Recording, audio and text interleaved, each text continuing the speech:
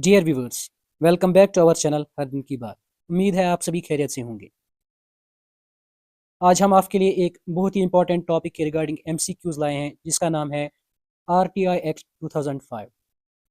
इस वीडियो में हम मोस्ट इंपॉर्टेंट एमसीक्यूज डिस्कस करेंगे अबाउट आरटीआई एक्ट 2005। वीडियो के एंड तक ज़रूर बने रहें, और अगर आप हमारी चैनल पे नए हैं या अभी तक चैनल को सब्सक्राइब नहीं किया है तो चैनल को सब्सक्राइब करना ना भूलें।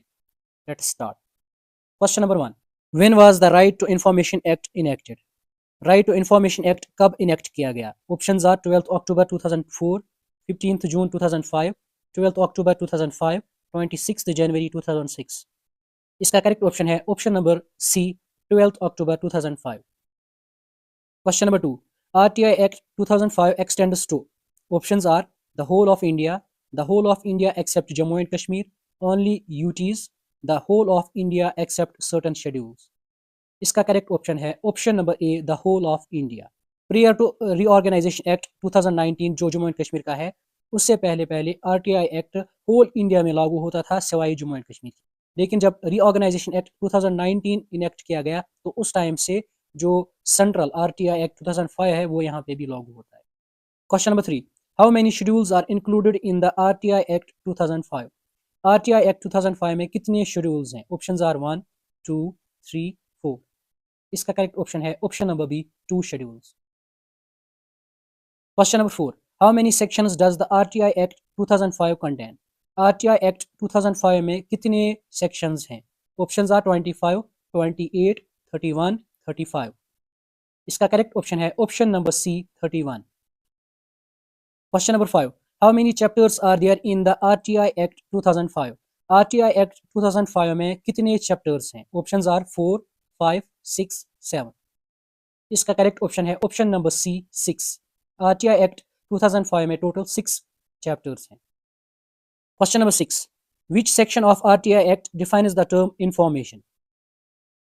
आरटीआई एक्ट का कौन सा सेक्शन डिफाइन करता है टर्म इंफॉर्मेशन को? Options are section 1, section 2F, section 3, section 4। इसका करेक्ट ऑप्शन है option number B, section 2F। Section 2F define करता है इंफॉर्मेशन को। Question number 7, what is the time limit for providing information under the RTI act? RTI act के तहत क्या limit रखी गई है जिसके अंडर आपको इंफॉर्मेशन प्रोवाइड की जाएगी? Options are 15 days, 20 days, 30 days, 45 days. इसका करेक्ट ऑप्शन है ऑप्शन नंबर सी, 30 डेज। जिस टाइम से आप आरटीआई फॉर्म फिल करते हैं उस टाइम के बाद से आपको 30 डेज के अंडर अंडर अपनी जो इंफॉर्मेशन है वो मिलनी चाहिए। Question number 8, what is the fee for filing an RTI application? RTI application file करने के लिए क्या एप्लीकेशन फ़ी रखा गया है? Options are 5, 10, 20, no fee. इसका करेक्ट ऑप्शन है option number B, 10 rupees. Question number 9, who appoints the chief information commissioner CIC of India?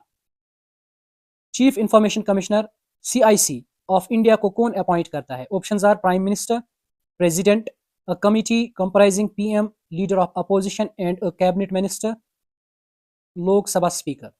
इसका करेक्ट ऑप्शन है option number C, a committee comprising the PM, leader of opposition and a cabinet minister. Question number 10, under the RTI act public authorities are required to. Options are maintain records, publish certain categories of information proactively, provide information to citizens on request, all of the above. इसका correct option है option number D, all of the above. Under RTI act public authorities को ये सारी चीज़ें करनी ज़रूरी है, लाजमी है। Question number 11, which section of RTI deals with the exemption from disclosure of information? RTI act के तहत कहीं कहीं पे इंफॉर्मेशन डिस्क्लोजर करने से मना किया गया है, यानी एग्जेम्पशन दी गई है। कुछ इंस्टीट्यूशंस को एग्जेम्पशन दी गई है कि आप अपनी इंफॉर्मेशन शेयर नहीं कर सकते हैं। तो वो किस सेक्शन के अंडर आता है? इसका करेक्ट ऑप्शन है ऑप्शन नंबर सी, सेक्शन 8।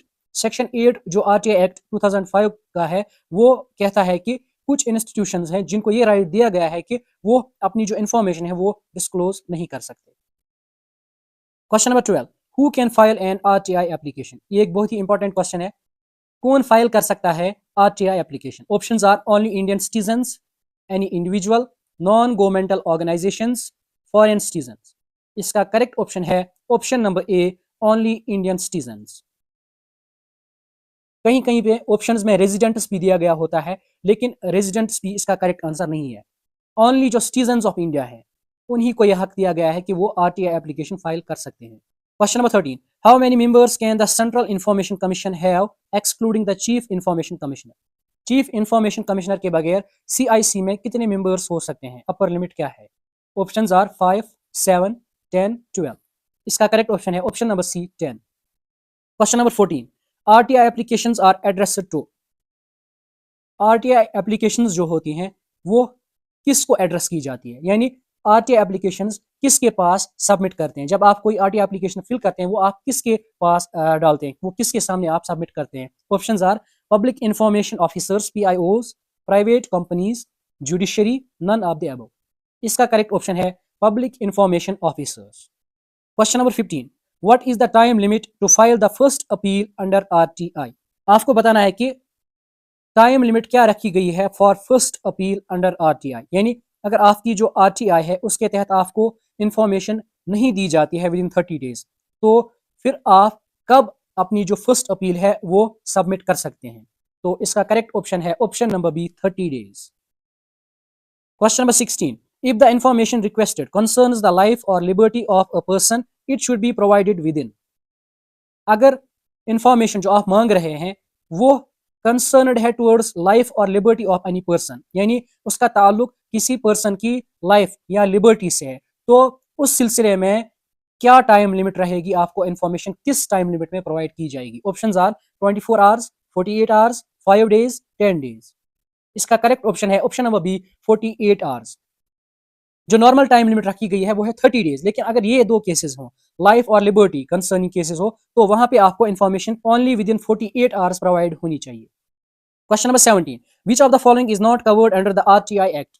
नीचे दिए गए ऑप्शंस में से कौन सा आरटीआई एक्ट के अंडर कवर नहीं होता है? Options are government offices, intelligence and security organisations specified in the second schedule, state governments, the central government departments. इसका करेक्ट ऑप्शन है option number B, intelligence and security organisation specified in the second schedule. यानी second schedule के तहत intelligence and security organisations को ये right दिया गया है कि अगर उनसे कोई आरटीआई के तहत इंफॉर्मेशन मांगे तो वो उसको इंफॉर्मेशन प्रोवाइड नहीं कर सकते हैं। Question number 18, what does section 41B of RTI act mandate? Section 41B RTI act 2005 का क्या कहता है? Options are proactive disclosure of information by public authorities, penalty for delay in providing information, appeal process, appointment of information commissioners। इसका correct option है option number A, proactive disclosure of information by public authorities. Question number 19, what is the penalty for non compliance with RTI provisions by a PIO? अगर आपको PIO right time में information provide नहीं करता है तो उसको क्या पेनल्टी देनी होगी? Options are 250 per day up to a maximum of 10,000, 500 per day up to a maximum of 20,000, 250 per day up to a maximum of 25,000, no penalty। इसका करेक्ट ऑप्शन है option number C, 250 rupees per day up to a maximum of 25,000। यानी अगर आपको जो specified time limit है 30 days या इन cases of life और liberty 48 hours रखा गया है, तो अगर इस टाइम लिमिट के दौरान आपको public information officer information provide नहीं करता है तो उसको फाइन किया जाएगा at the rate of 250 rupees per day. लेकिन इसकी एक अपर लिमिट रखी गई है, यानी मैक्सिमम 25,000 तक उसको फाइन किया जा सकता है। नेक्स्ट है question number 20, under the RTI act which body is responsible for hearing second appeals at the central level? आपको बताना है कि आरटीआई एक्ट के तहत जो सेकंड अपील्स को हियर करता है वो कौन सी अथॉरिटी है? Options are central vigilance commission, central information commission, supreme court, Lok Sabha secretariat. इसका करेक्ट ऑप्शन है option number B, central information commission. Question number 21, how often should public authorities update their proactive disclosures under RTI? Options are every 6 months, every year, every 2 years, whenever required. इसका correct option है every year, और हम इसको 12 months भी कह सकते हैं। Question number 22, information related to which of the following is exempt under the RTI act? RTI act के तहत इनमें से किन को छूट दी गई है कि वो इंफॉर्मेशन अपनी डिस्क्लोज नहीं कर सकते हैं। Options are national security, commercial confidence, personal information, all of the above. इसका करेक्ट ऑप्शन है option number D, all of the above. Question number 23, RTI Act 2005 came into full force on। आपको बताना है कि RTI Act 2005 कब full force में आ गया। Options are 15 August 2005, 2 October 2005, 12 October 2005, 1 जनवरी 2006। इसका करेक्ट ऑप्शन है ऑप्शन नंबर सी, 12 अक्टूबर 2005। इसके साथ साथ आपको एक और इम्पोर्टेंट बात यहाँ पे बताते चलें कि सबसे पहला जो RTI फाइल किया गया वो भी सेम डेट पे ही फाइल किया गया। यानी अगर आपसे पूछा जाए कि फर्स्ट RTI कब फाइल किया गया तो इसका करेक्ट ऑप्शन भी 12 अक्टूबर 2005 ही रहेगा। Question number 24, which state in India was the first state to implement an RTI law. सबसे पहला स्टेट जिसने RTI लॉ इंप्लीमेंट किया। Options are Tamil Nadu, Maharashtra, Goa, Rajasthan. इसका करेक्ट ऑप्शन है ऑप्शन नंबर ए, तमिलनाडु। यहाँ पे आपको एक बात नोट करनी है कि 2005 में जब सेंट्रल RTI एक्ट इनेक्ट किया गया 12 अक्टूबर 2005 को, उससे पहले भी कई स्टेट्स ने अपने अपने तौर पर RTI लॉज अपने स्टेट्स में इन्फोर्स किए थे और उनमें से सबसे पहला जो स्टेट था वो था तमिलनाडु।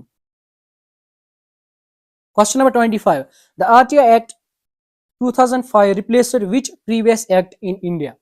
RTI एक्ट 2005 ने किस प्रीवियस इंडियन एक्ट को रिप्लेस किया। Options are the officials secrets act 1923, freedom of information act 2002, public disclosure act 1998, none of the above. इसका करेक्ट ऑप्शन है option number B, freedom of information act 2002। Freedom of information act 2002 को replace करके RTI act 2005 लाया गया। Question number 26, globally which country was the first to implement a right to information law. अगर world level पे देखा जाए तो सबसे पहली कंट्री कौन सी थी जिसने RTI यानी राइट टू इंफॉर्मेशन एक्ट लागू किया। Options are USA, Sweden, France, UK। इसका करेक्ट ऑप्शन है option number B, Sweden. Question number 27, which authority resolves disputes regarding RTI at the state level. State level पे कौन सी authority को हक दिया गया है कि वो रिजॉल्व करे disputes. Options are state information commission, state Lokayukta, state human rights commission, state ombudsman. इसका करेक्ट ऑप्शन है option number A, state information commission. और अगर सेंट्रल लेवल पे बात की जाए कि कौन सी अथॉरिटी ऐसी है जो डिस्प्यूट्स को रिजॉल्व करती है एट सेंट्रल लेवल, तो उसका नाम है central information commission. Question number 28, the first grass roots campaign for introduction of RTI in India was led bye.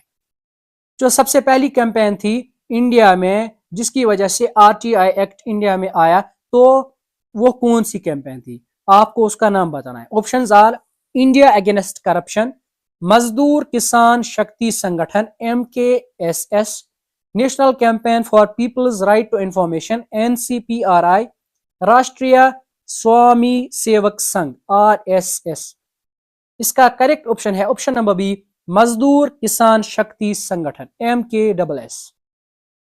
Question number 29, who is considered the pioneer of RTI campaigns in India. आपको बताना है कि किसको consider किया जाता है pioneer of RTI campaigns in India. Options are Anna Hazare, Aruna Roy, Medha Patkar, VP Singh. इसका correct option है option number B, Aruna Roy.